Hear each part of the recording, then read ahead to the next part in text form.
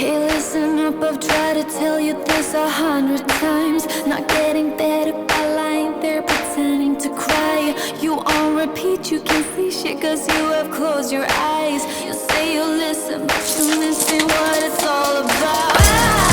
Rise up now. If you never fall, you don't change at all. Cry out now. Have you given up?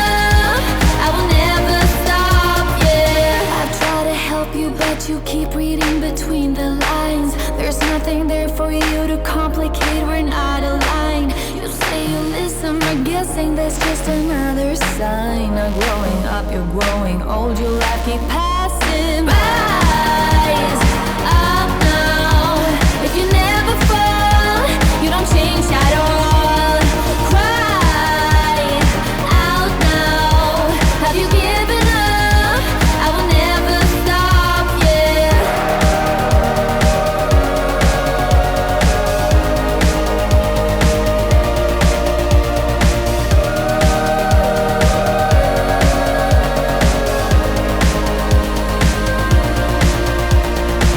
Now if you break it, I can take it, I don't need a prize. Leave out the fact that I am up against 1,000 guys. My intuition efficient cause I can't use my mind. Don't try to tell me how it's done, you haven't done your time. Rise up now. If you never fall, you don't change at all. Cry out now. Have you given up? I will never stop, yeah. Rise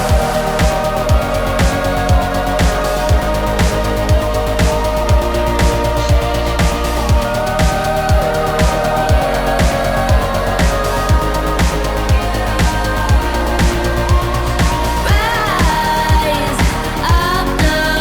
now. If you never fall, you don't change at all. Cry out now. Have you given up? I will never stop, yeah. Rise up now. If you never fall, you don't change at all. Cry out now. Have you given up? I will never stop, yeah. Io e Urco ci definiamo sempre a 2 occhi e 3 gambe, perché alla fine siamo complementari. Lui, avendo una gamba in meno, chiaramente fa più fatica a portare i pesi in montagna. E io, non vedendoci o vedendo soltanto le ombre, preferisco usare quel poco di residuo per focalizzarmi su di lui e seguirlo perfettamente. E si crea sempre un'empatia estremamente forte, perché ovviamente quando io sto in montagna, spesso con condizioni di luce forte, inizio soltanto verso sera a percepire l'ambiente circostante. Per tutto il resto della giornata in realtà combatto continuamente con un equilibrio instabile che devo continuamente correggere per riuscire a mantenermi in sicurezza.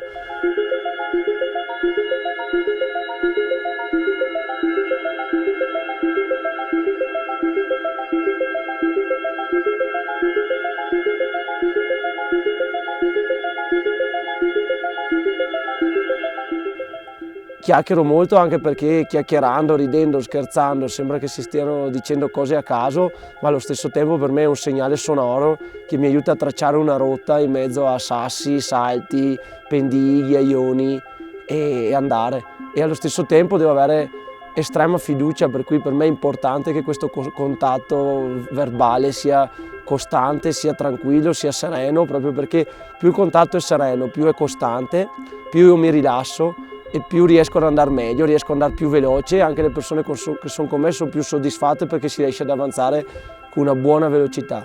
E quindi il riassunto di tutta questa cosa è che la vera forza per me è di andare in montagna, che non è come fare arrampicata sportiva, piuttosto che sta proprio nella sinergia che si crea con le altre persone.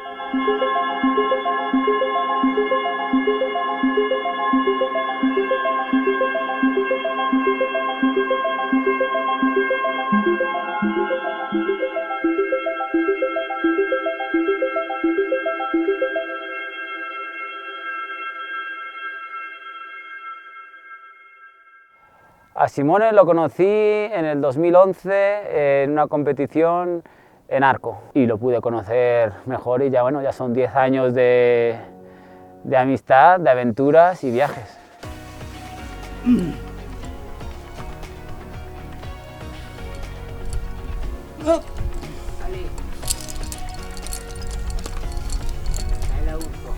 Bueno, para mí la escalada, yo no diría que ha sido como una vía de escape, ha sido la forma de vivir la vida, ¿no? La que me ha hecho superar muchísimos obstáculos que se me presentan en la vida normal. Las comparo con las vías o con la dificultad de llegar a un sitio y digo, pues no es para tanto, ¿no? Al final, si conseguimos subir a vías de 8º grado o hacer cumbres, por ejemplo, aquí en Dolomitas, no vamos a poder superar un pequeño obstáculo que nos pone la vida delante. Para mí ha sido eso y sobre todo un aprendizaje y sigo aprendiendo, ¿no? Cada día seguimos aprendiendo de las montañas, de la vía, de la vida y de la gente, sobre todo, porque en el mundo de la escalada no paras de conocer a gente que te da nuevos puntos de vista y nuevos, sobre todo, digo yo, pues nuevos objetivos. Eso es lo importante siempre, tener en la vida un objetivo y en la escalada los objetivos nunca se acaban. Para mí la escalada es vivir el presente, vivir este momento, ¿no? Conseguir que tu mente y tu cuerpo estén en el presente. Eso es muy complicado de hacerlo en la vida normal porque está todo muy automatizado, pero en la escalada en cada movimiento tienes que concentrarte de tal forma que tu cuerpo y tu mente tienen que estar en este momento, ¿no? Y para mí esto es lo que más me gusta de la escalada, ¿no? Que te ayuda mucho a centrarte y vivir el presente.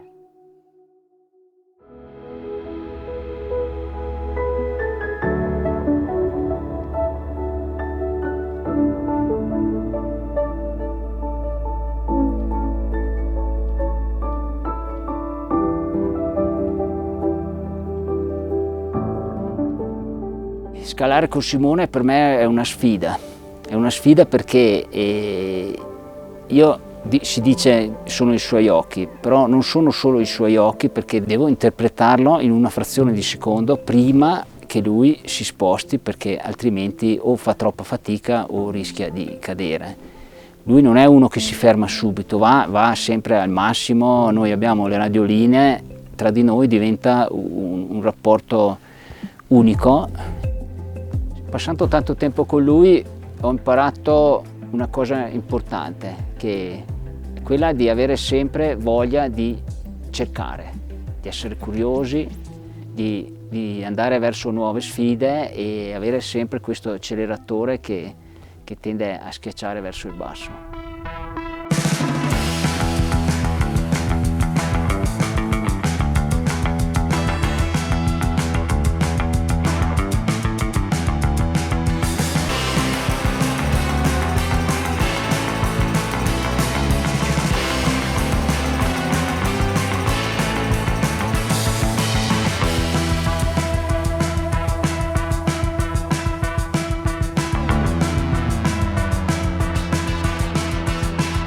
Il piede accucciato, rana, su, no, apri, chiudi, sulla pinza di prima, interno, e poi dai, ti devi cercare più le tue cose.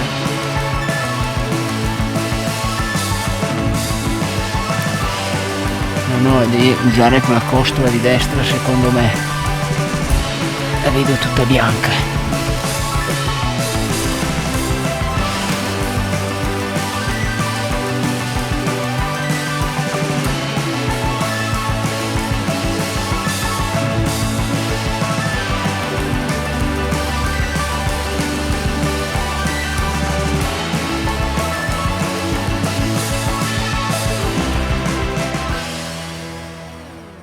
Noi cerchiamo di migliorarci, questo è il concetto, migliorare l'arrampicata o l'alpinismo o scialpinismo, il ghiaccio, lo puoi fare studiando e allenandoti in tanti aspetti. Noi miglioriamo l'arrampicata, Simone si allena a casa, ha una palestra sua, però quando andiamo in Falesia lavoriamo sul gesto. Io lo faccio scalare in placca, uso dei piedi e tutta una serie di cose che per un non vedente diventano fondamentali. Perché quando tu devi aspettare il comando dalla tua guida, se sei sulle braccia ti stanchi, se sei sui piedi riesci anche a avere molta più energia da spendere lungo tutto l'itinerario.